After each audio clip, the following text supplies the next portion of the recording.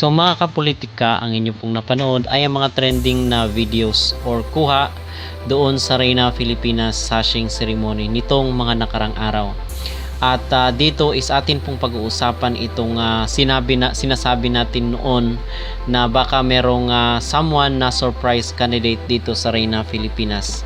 At totoo nga po dahil hindi lang po tayo dapat mag-rely doon sa mga kilala na mga nakasali na sa international beauty pageant, pero we have also to consider yung mga hindi ganoon kakilala or ngayon lang natin nakilala dito sa Reyna Filipinas.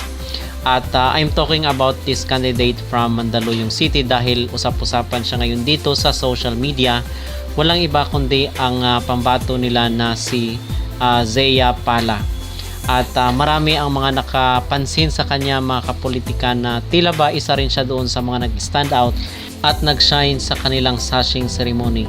So napansin kaagad ito ng ating mga netizen at ng mga pageant supporters dito sa social media dahil yung mga nababanggit lang natin before ay si Alexie, itong si Angelica Lopez, until dumating itong pambato ng Mandaluyong dahil I totally agree rin doon sa mga comment at opinion ng ating mga netizen dito sa mga post sa social media. So stand out itong si Zea Pala.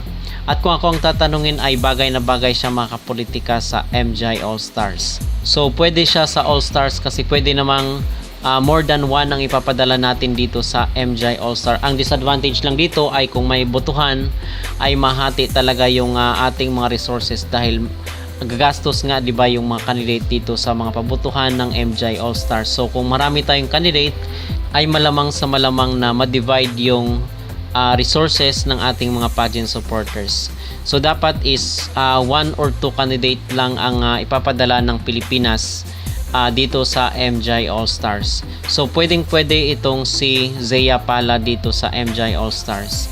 At si Alexie Brooks naman mga kapolitika, gusto ko ay siya ang ipapadala ng ating bansa dito sa Miss Grand International.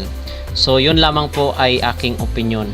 So mula po dito sa mga candidate ng Reyna Filipinas, dito naman po tayo kay Jojo Bragais dahil nag-post po siya dito sa kanyang social media kung saan is hinihingi niya at nag-ask siya mga kapolitika ng suggestion, recommendation or opinion ng mga pageant supporters paano pa ba ma-improve itong kailang Reyna Filipinas na first edition. So sabi niya dito, guys, tapos na sashing ceremony yesterday ng Reyna Filipinas. Dami magagandang candidates. Since we are learning and growing and lagi ako nagno-notes after ganap, dito nyo i-comment mga suggestions nyo na we can improve sa mga susunod. I will highly appreciate it. So humingi ng feedback itong si Jojo Bragais dito sa mga netizens, sa mga pageant supporters kung paano ba mapa-improve ang Reyna Filipinas. So kung tutulong nga itong sinawat dito sa production, sa kailang setup, sa mga music at sa mga lightnings dahil ang sabi ni Sir Jojo Bragais ay mahal daw yung mga music at copyright na nakuha nila. So ang problema dito is yung candidate mga kapolitika, paano ba mapapaingay kasi aside dito sa production wala akong nakikitang any shortcomings dito sa kailang production. I believe na ang dapat lang i-work out is kung paano mapaparami yung candidate. Okay, so ang suggestion ko before is yung mga sa probinsya. Kasi kung meron silang kababayan na sasali to sa Reyna Filipinas, yung mga kababayan niya kung saan siya nanggaling, halimbawa na lang sa Cebu. So yung mga kababayan niya na mula sa Cebu is manonood ng Reyna Filipinas. So ang suggestion ko rin mga kapolitika ay makipag-coordinate sila sa mga LGU para mapapadali yung kanilang pag-recruit doon sa mga kanya-kanyang lugar or probinsya. Hindi lang sila mag-focus dito sa NCR. Okay, so yun ang aking suggestion mga kapolitika para yung mga nasa probinsya ay mag-support rin dito sa Reyna Filipinas. Okay, so kasi pag meron silang kabayan na nakikita nila na rumarampa dito sa Reyna Filipinas, which is a platform, ay sigurado na susuportahan nila yan dahil pride yan ng kanilang lugar. Okay, so yun ang aking maisasuggest dito sa Reyna Filipinas sa mga susunod na edisyon dahil nga itong kailang panimula ay masasabi natin or matatawag natin na humble beginnings para dito kay Sir Jojo Bragais, kay Emma Tiglao at kay CJ Opiaza.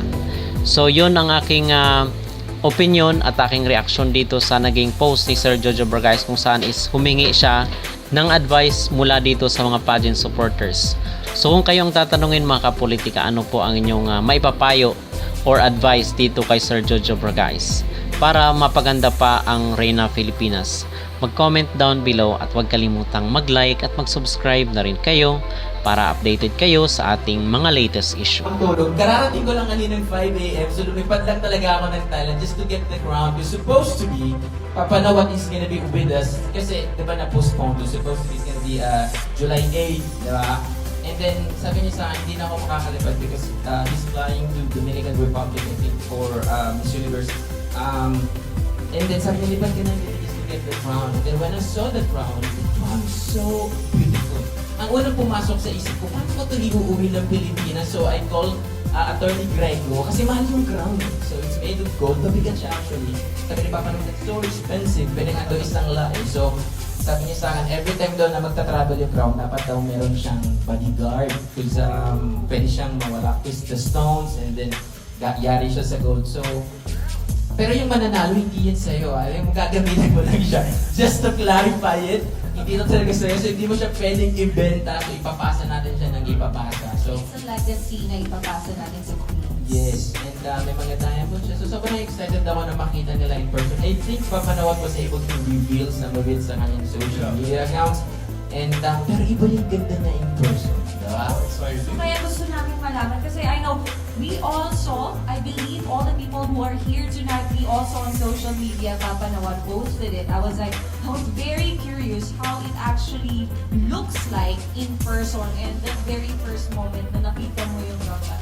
Oh, finally. Kinilig ako. Ang tagal kong hindi nakinikilig. Pero kinilig ako. Ay, gano'n. Of course, congratulations, Sir Jojo, for that. Congratulations to